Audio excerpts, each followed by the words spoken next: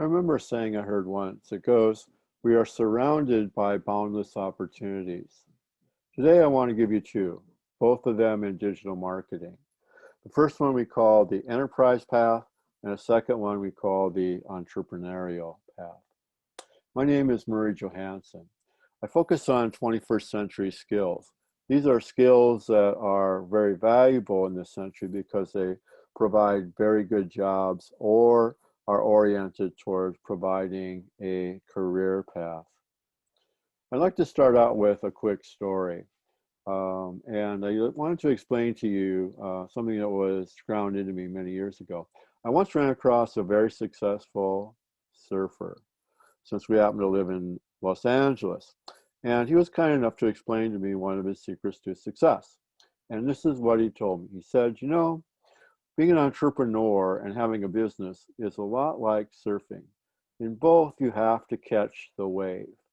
In surfing, you're always looking for the wave to catch the next ride, so to speak.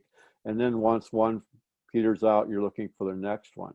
Similarly, if you're an entrepreneur, you're looking for the next wave, the trend, a trend that you're going to ride for a while to grow your business.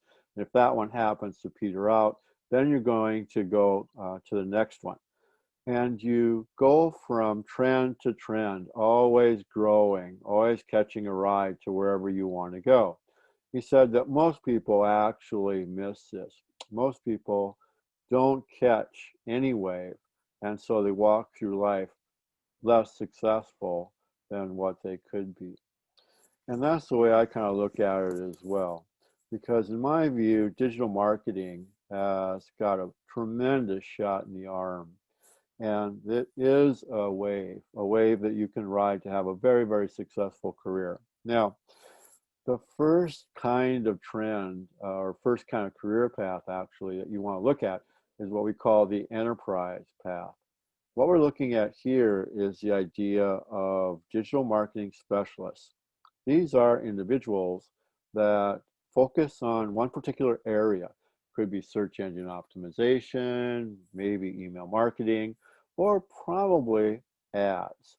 So in a large organization, you might end up just doing Google AdWords, and that's it. Okay, so you become very, very good and very specialized in terms of what you do. So that is, again, a really important area. For example, we have today people that work LinkedIn on the sales side.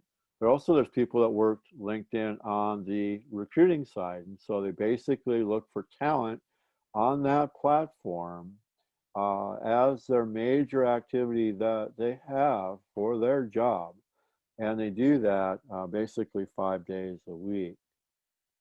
Well, that's not the only option that you have. You also have the entrepreneurial path. And this is, again, I think, quite interesting.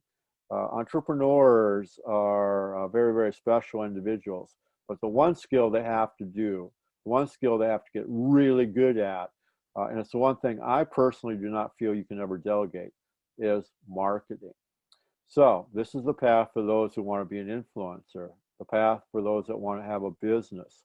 And it's interesting because this path allows for multiple income streams. For example, you can have a network, and if that network is cohesive and your people are engaged and they really believe and you have high credibility, you can get sponsors, to potentially say, have you say something really nice about them, and they'll pay you for it. So that's rather cool. You can obviously have customers, so you obviously could sell products or you could sell services such as coaching. You can also go after donors because, again, people might be willing to donate to a cause. And last but not least, the one that I think is particularly interesting in this path is the idea of backers. If you're not familiar with the term backer, you know that a standard business school will tell the entrepreneur what they need to do is they need to put 300, 400 hours into a business plan, put together a pitch, and then go and beg for money from the angels. And eventually, ideally, the angels will take them to the venture capitalist. Well, that's a lot of work for a document that may end up not being read by anyone, let alone having to do the pitch. So here's another option. Why don't you put that time into developing a network, developing your brand, developing a following, and that following eventually could fund on a pre-order basis a product or service that you have. So at least the interesting thing, my thought goes, that if it doesn't work out, you at least have a following. If your B plan doesn't work out, obviously all you have is a piece of paper, and that's it.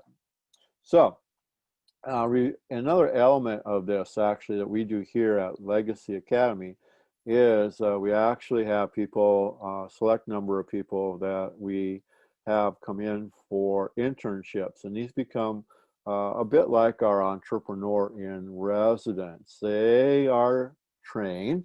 Most of the time we usually start out either with video or we start out with copywriting. And here's what's interesting. You get to apply what you learn. This is not like a university class. You actually apply the theory, and you apply it two ways. One, you apply it in Legacee projects, because we ask that you work a certain number of hours a week. And the other thing is you apply it to your own business, your own, what I call personal build. And you also receive feedback and mentoring.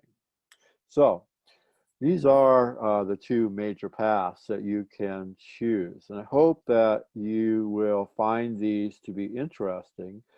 If you do, indeed, contact us. Again, these are available to you, both sides, through the Academy and through the programs that we offer. And we'd like to kick that process off. Either contact us and connect. You can oftentimes connect with me, and we'll have a consultation that we'll do with you. So you can find out more information, obviously, on this page or in the description. Here's wishing you the very best.